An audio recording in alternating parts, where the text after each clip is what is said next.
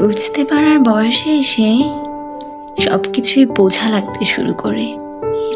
যেদিন থেকে প্রথম বুঝতে পারে দায়িত্ব কি, সেদিন থেকে আমাদের কাছে দায়িত্বকে বোঝা লাগতে শুরু করে। যেদিন থেকে বুঝতে শিখি বাবা মা কি, সেদিন থেকে অনেক বেশি অনুতপ্ত বোধ হতে শুরু করে।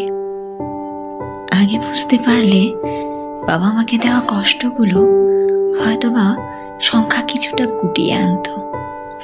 যেদিন থেকে বুঝতে পারি আমরা আসলে নিজেদের জীবনটা নিজেই নষ্ট করেছি পড়াশোনা না করে, বাবা মার শাসনের সেই বাঁধটাকে একটি বড় কংক্রিটের দেয়াল বানিয়ে আমরা যখন নিজেরা খেলাধুলো, অনলাইন লাইফ আর সব কিছুতে ব্যস্ত ছিলাম, সেই সময়টাই যে পড়ালেখার জন্য কতটা গুরুত্বপূর্ণ ছিল সেটা যেদিন থেকে বুঝতে শুরু করি।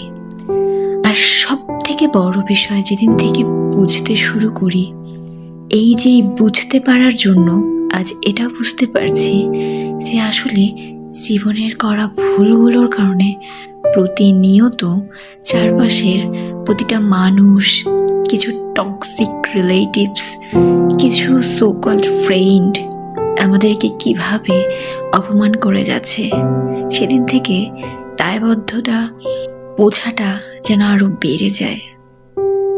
আমরা ভাবি জীবন সুন্দর, আসলেই জীবন সুন্দর, নিজের সাথে জীবন অনেক সুন্দর, কিন্তু জীবনটা আমাদেরকে বাঁচতে হয় অন্যদের সাথে, অন্যদের মাঝে। এটাই সব থেকে অসুন্দর ব্যাপার। তবু আমরা বেঁচে থাকি ভালো থাকার তাগিদে, হয়তো ভালো থেকে